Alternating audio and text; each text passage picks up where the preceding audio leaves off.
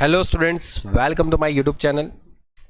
Students, Veer Narmad south Gujarat university F5 BCom semester number 2 અને જે students રહેશે તે NEP એટલે કે ન્યૂ સ્ટુડન્ટ્સ જેનું સ્ટેટિસ્ટિક્સ જે આ વર્ષે ચેન્જ થઈને જે નવા સ્ટેટિસ્ટિક્સની અંદર સબ્જેક્ટ આવ્યા છે, ચેપ્ટર આવ્યા છે, એ પ્રમાણે આપણે છોકરાઓ એક પેપર સોલ્યુશન કરવા જઈ રહ્યા છે. તો છોકરાઓ આ પેપરની અંદર તમને ઇમ્પોર્ટન્ટ દરેક ક્વેશ્ચનની કેલ્ક્યુલેશન તમે સમજી લેજો. તમને એક્ઝામની અંદર આ પ્રકારના જ કોઈ ક્વેશ્ચન મળતા જુલતા પૂછવામાં આવી શકે છે. છોકરાઓ જેટલા પણ ક્વેશ્ચન અહીંયા કરાવવામાં આવશે બધા ઇમ્પોર્ટન્ટ ક્વેશ્ચન જ છે. આ પ્રકારના ક્વેશ્ચન તમને આવી શકે છે એક્ઝામમાં. ઓકે, અને વધુમાં છોકરાઓ જે સ્ટુડન્ટ્સને આપણી ટેલિગ્રામ ચેનલ જોઈન નહીં કરી હોય તો ટેલિગ્રામ ચેનલ પર જોઈન કરી લેજો, તેથી તમને આવનારા વિડીયોની માહિતી નોટિફિકેશન તમને મળી જશે. ઓકે, લિંક નીચે ડિસ્ક્રિપ્શનમાં પણ આપેલી છે. અને છોકરાઓ સેમિસ્ટર નંબર 2માં તમે સ્ટડી કરી રહ્યા છો તો આવનારા સેમિસ્ટર નંબર 3 માટે આપણા ઓનલાઈન કોર્સ પણ ચાલુ થઈ રહ્યા છે. ઓકે, ગુજરાતી મીડિયમના સ્ટુડન્ટ્સમાં.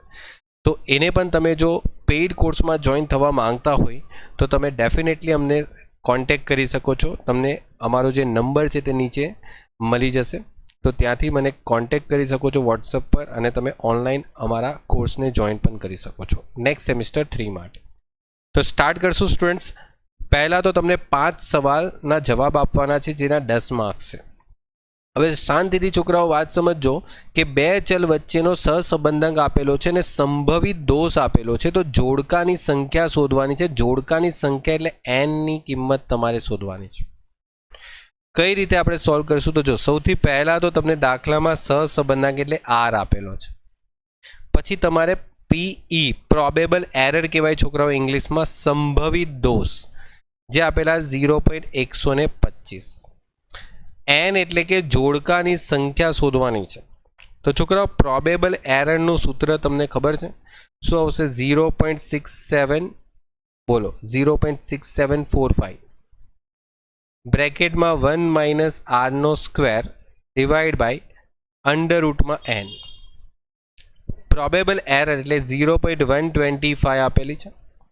0.6745 1 માઇનસ આર 0.5 નો સ્ક્વેર અને છેદમાં અંડર રૂટમાં એન જે તમને નથી આપ્યા.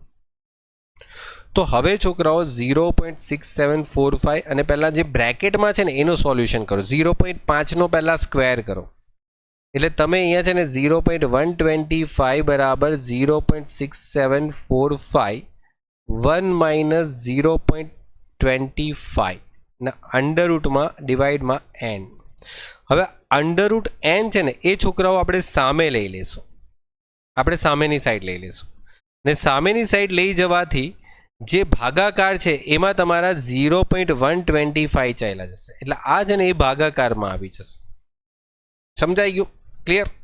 અને ઉપરની સાઈડ જે તમારે બ્રેકેટની અંદર 1 માઇનસ 0.25 અને એને મલ્ટીપ્લાય કરો 0.6745 એટલે તમારી પાસે જે આન્સર આવશે એ આન્સરમાં 0.505875 આ તમારો આન્સર રહેશે. અને તમે ડિવાઈડ કરશો 0.125 સાથે એટલે તમારી પાસે અંડર રૂટમાં એન આન્સર રહેશે 4.047.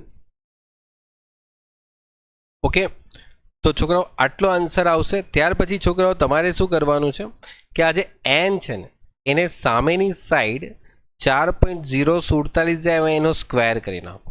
ઓકે, કારણ કે તમારે અંડર રૂટ છે ને એ કાઢવાનું છે, એટલે તમે અહીંયા લખી શકો કે બંને બાજુ વર્ગ લેતા, અને પછી જે તમારી પાસે આન્સર આવશે એ આન્સર 4.047 નો જે સ્ક્વેર કરશો ને તો છોકરાઓ આ રીતે આન્સર આવશે 16.38.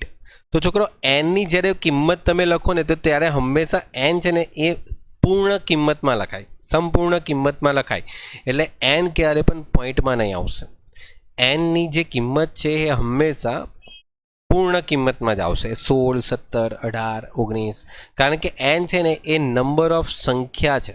ઓકે, જેમ કે એક ક્લાસમાં 16 છોકરાઓ બેસેલા છે તો એ 16 છોકરાઓ આપણે 16 તરીકે જ ગણશું, એવી રીતે થોડી કહેવાશે 16.5 છોકરાઓ બેસેલા છે. તો આ રીતે તમારે નજીકના રાઉન્ડ ફિગરમાં એને કન્વર્ટ કરી દેવાનું. ચાલો ત્યાર પછી સેકન્ડ ક્વેશ્ચન, જો તમને x બાર y બાર આપેલો છે, ઓકે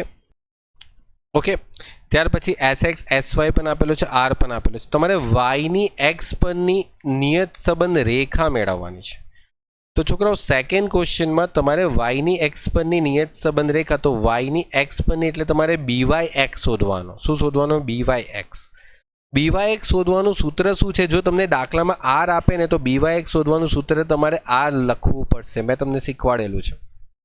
ઓકે, આપણા રેગ્યુલર લેક્ચરમાં જે સ્ટુડન્ટ્સ અટેન્ડ કર્યા છે એમને ખબર છે કે આપણે જ્યારે r આપે તો આપણે આ સૂત્રનો યુઝ કરતા હતા. જો તમને આ બધી માહિતી અહીંયા આપેલી છે, 0.56 ગુણ્યા 8 ભાગ્યા 6.4.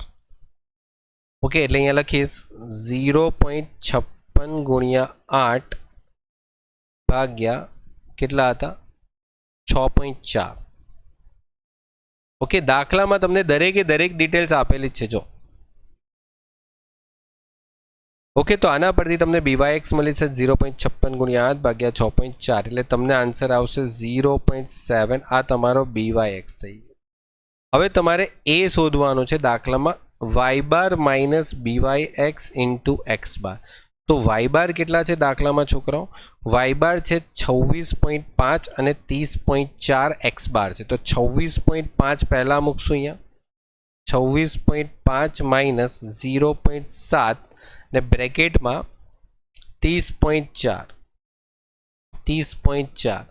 એટલે 26.5 માઇનસ 30.4 ગુણ્યા 0.7 એટલે 21.28, એટલે 26.5 માઇનસ 21.28 એટલે તમારો આન્સર આવશે 5.22. આ તમારા એની કિંમત થઈ ગઈ. જોઈ લો, થઈ ગયું.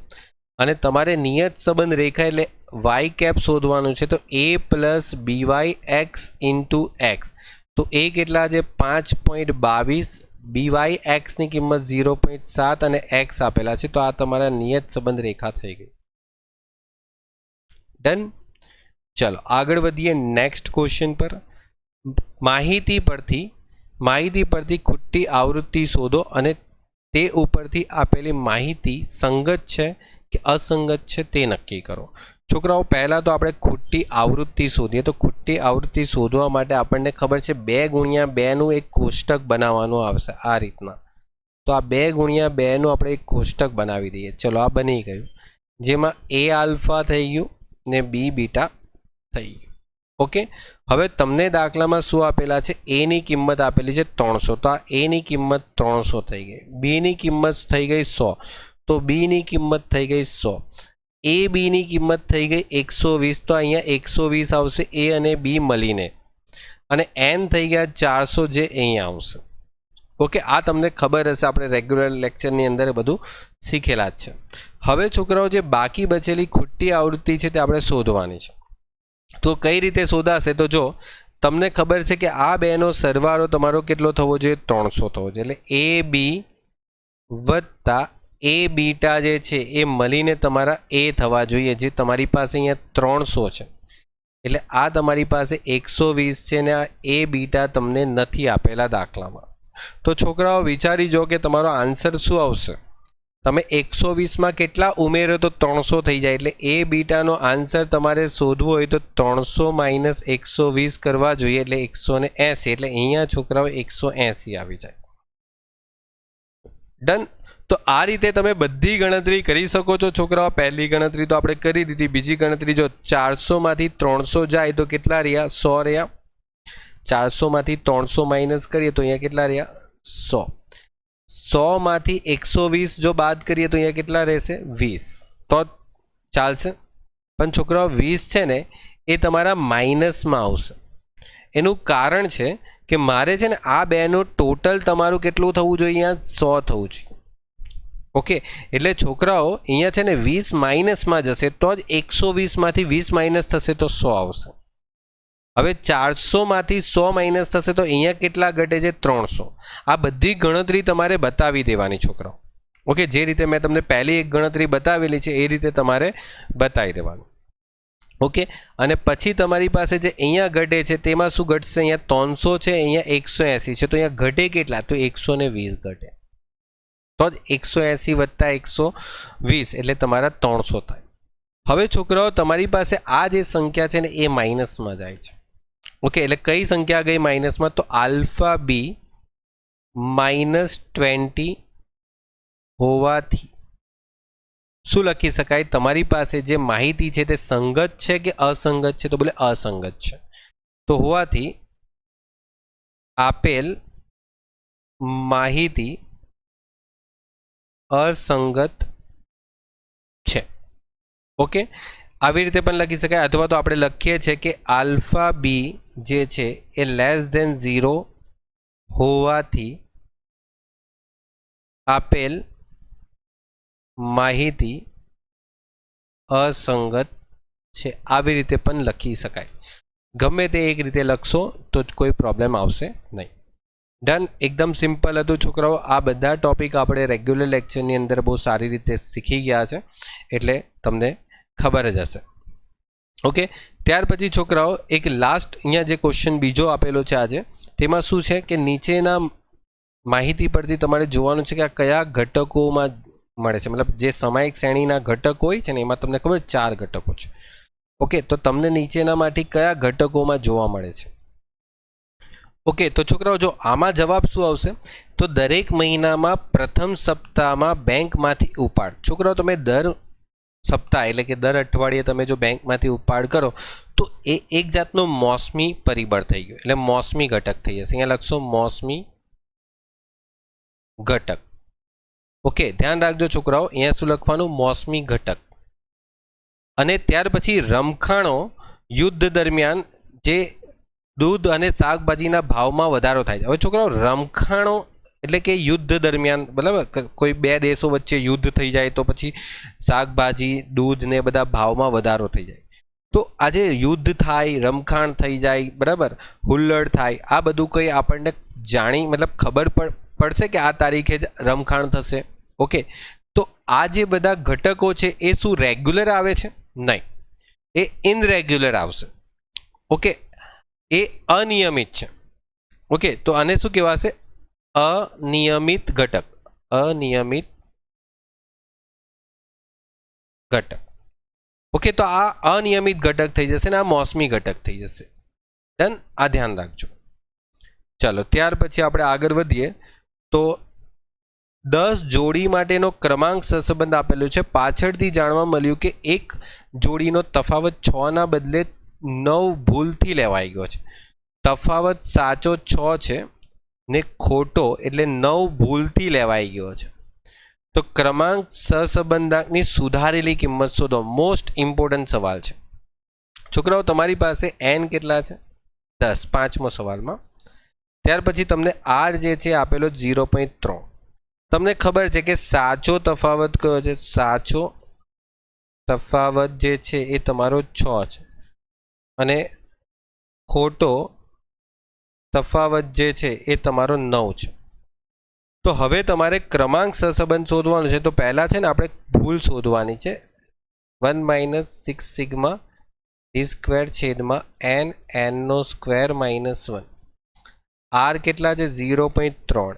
1 - 6 સિગ્મા d² કેટલા આવશે? તો એ આપણે શોધવાના છે. ઓકે, ત્યાર પછી છોકરાઓ n કેટલા છે? 10 એટલે 10² - 1. ડન. હવે તમારી પાસે 0.3 = 1 - 6 સિગ્મા d² છેદમાં n² એટલે 100 માંથી 1 માઇનસ કરશો અને ગુણ્યા 10 સાથે મલ્ટીપ્લાય કરશો એટલે છેદમાં કેટલા થશે? 990. હવે છોકરાઓ શું કરવાનું છે? આ જે રકમ છે ને એ તમારે સામેની સાઈડ લખવાની છે. સિગ્મા d² છેદમાં 990. અને 1 - આ જે રકમ છે ને એ તમારે અહીંયા લખી દેવાની. ઓકે, એટલે તમારે શું થઈ જશે? ચેન્જ કરી દેવાનું છે અને તમારે અહીંયા 0.7 થઈ જશે માઇનસ કરવાથી, ને સિગ્મા d² ગુણ્યા 990 ભાગ્યા 6 થઈ જશે. 990 ભાગ્યા શું થઈ જશે? 6. કેમ? 990 ભાગાકારમાં છે સામે જશે તો ગુણાકારમાં, ને 6 ગુણાકારમાં છે સામે જશે તો ભાગાકારમાં. સિગ્મા d² = 990 ગુણ્યા 0.7 ભાગ્યા 6 એટલે 115.5 જેવો જવાબ આવે છે. ઓકે, 115.5 જેવો જવાબ આવે છે. હવે તમારી પાસે આ જે જવાબ છે ને એમાં સુધારો કરવાનો છે. સુધારેલ સિગ્મા ડી નો સ્ક્વેર 115.5 છે ને એમાં સુધારો કરવાનો છે. શું સુધારો કરવાનો છે? આ ખોટી સંખ્યા બાદ કરવાની છે ને સાચી સંખ્યા ઉમેરવાની છે. પણ ધ્યાન રાખજો, આ તફાવત છે. ખાલી આપણે તફાવતનો સ્ક્વેર કરવાનો છે. એટલે 9 છે ને એનો સ્ક્વેર માઇનસ કરશું અને 6 છે એનો સ્ક્વેર શું કરશું? પ્લસ કરશું. જે સાચો તફાવત છે એ પ્લસ થશે, ખોટો તફાવત છે તે માઇનસ થશે. એટલે 115.5 માં 81 માઇનસ થશે, 36 શું થઈ જશે? એડ થઈ જશે. એટલે 115.5 માં 81 માઇનસ 36 એડ એટલે અહીંયા 70.5 આવશે તમારો સાચો જવાબ. હવે આ જે છે એની રકમ પાછી સુધારવાની, એટલે પાછો આપણે આર શોધવાનો. 1 - 6 સિગ્મા ડી સ્ક્વેર છેદમાં n નો સ્ક્વેર માઇનસ 1 1 - 6 ડી સ્ક્વેર કેટલા છે? 70.5. n કેટલા છે? તો n ની કિંમત છે તમારી પાસે 10. 10 નો સ્ક્વેર માઇનસ 1 1 - 70.5 × 6 એટલે 423 ને છેદમાં તમારા 990. હવે ગણતરી કરો. 1 - 423 ભાગ્યા 990 કેટલા થાય છે? 0.43 જવાબ આવે છે. અને એને 1 - 0.43 કરશું એટલે 0.57 તમારો ફાઇનલ આન્સર આવશે. આ સુધારો થઈ ગયો. એટલે તમારે શું કરવાનું છે? પહેલાં સિગ્મા ડીને સુધારવાનો છે, સિગ્મા ડીના સ્ક્વેરને, કારણ કે એ ખોટો ગણાયો હશે, ભૂલ થઈ છે. ઓકે, ચાલો. ત્યાર પછી તમારી પાસે એન આપેલું છે, એ આપેલો છે, બી આપેલો છે ને એ અને બીટા આપેલું છે. સાથે ગુણાત્મક સંબંધનો પ્રકાર નક્કી કરવાનો છે. ચલો, થઈ જશે પ્રકાર. છોકરાઓ ક્યાં ગણીએ આ જવાબ? અહીંયા આપણે ગણી નાખીએ. છઠ્ઠો સવાલ, એટલો કોઈ જગ્યા રોકાશે નહીં. છોકરાઓ, અહીંયા તમારી પાસે જે માહિતી છે એ માહિતી પરથી પહેલાં તમારે 2 × 2 કોષ્ટક બનાવવાનું છે, જેમાં એ આલ્ફા અને બી બીટા આવશે. છોકરાઓ, તમારી પાસે ડિટેલ્સમાં શું છે? તો 200 છે. એન કેટલા છે? સોરી, એન કેટલા છે? 200 નહીં, એન 600 છે, એ 200 છે અને બી 300 છે. આ 600 છે, 200 છે અને અહીંયા 300 છે. ઓકે, ત્યાર પછી છોકરાઓ તમારી પાસે એ અને બીટાનો આન્સર કેટલો છે? 100 છે. તો એ અને બીટાનો આન્સર છે 100. એટલે 200 માંથી 100 માઇનસ થાય તો અહીંયા કેટલા રહેશે? 100 જ રહેશે. બીજા 300 માંથી 100 માઇનસ થાય તો કેટલા રહેશે? અહીંયા 200 થઈ જશે. 600 માંથી 200 માઇનસ થાય તો અહીંયા 400 થઈ જશે. 400 માંથી 200 માઇનસ થાય તો અહીંયા પણ 200 જ આવશે અને પછી અહીંયા 300 થઈ જશે. હવે તમને ગુણાત્મક સંબંધનો પ્રકાર નક્કી કરવા કીધું છે, પણ કઈ રીતે કીધું એ નથી. તો આપણે આપણી એક સિમ્પલ રીતે જે શીખેલા તે કરી લેવાનું છે. છોકરાઓ, આપણે જે શીખેલા તે રીતે કરી નાખો. એ બી ઇન્ટુ આલ્ફા બીટા અને એ બીટા ઇન્ટુ આલ્ફા બી. આપણે શું કરવાનું છોકરાઓ? ક્રોસ ગુણાકાર જ કરવાનો. આ બેને ગુણાકાર કરો, પછી આ બેને ગુણાકાર કરો. બસ આવી રીતે ક્રોસ ગુણાકાર કરવાનો છે. બરાબર? એટલે સમજો 100 ગુણ્યા કેટલા થઈ જશે? પહેલાં 200 અને બીજા બી પાછા 100 ગુણ્યા 200 જ થવાના છે. એટલે આનો જવાબ પણ 20,000 રહેશે ને આ જવાબ પણ 20,000 રહેશે. બંનેનો ઇક્વલ આવી જશે અને બંને ઇક્વલ આવી જશે એટલે આપણે શું લખશું? ગુણાત્મક સંબંધનો અભાવ છે. ઓકે, એટલે જે તમારી પાસે માહિતી છે એમાં ગુણાત્મક સંબંધનો અભાવ છે. ડન. ત્યાર પછી છોકરાઓ 7મો પોઈન્ટ એ તમારી થિયરી છે, જેમાં ચલિત સરેરાશની વ્યાખ્યા આપવાની છે અને વલણ મૂલ્યો મેળવવા માટે ચલિત સરેરાશની રીતની 2 ધારણાઓ. છોકરાઓ, આ 2 ધારણાઓ તમને ચોપડીમાં મળી જશે. મોસ્ટ ઇમ્પોર્ટન્ટ છે, વાંચીને જજો છોકરાઓ. 2 ધારણા છે ચોપડીની અંદર, એ બંને ધારણા ચલિત સરેરાશની છે તે વાંચીને જજો. ઓકે, એક્ઝામમાં પૂછાય જ છે એટલે કેવું છું છોકરાઓ, વાંચીને જજો. એક્ઝામની અંદર આ પૂછાઈ શકવાની પૂરેપૂરા ચાન્સીસ છે. ઓકે, ચાલો તો છોકરાઓ મળીએ નેક્સ્ટ લેક્ચરમાં નવા ક્વેશ્ચન સાથે. ત્યાં સુધી good bye and take care. છોકરાઓ વિડીયોને તમારા ફ્રેન્ડ સાથે બી શેર કરો, અને જો ગમ્યો હોય ને તો લાઇક પણ કરજો અને સબસ્ક્રાઈબ પણ કરો ચેનલને, જેથી અમને નવા વિડીયો બનાવવાનું મોટિવેશન મળે. Okay, good bye and take care.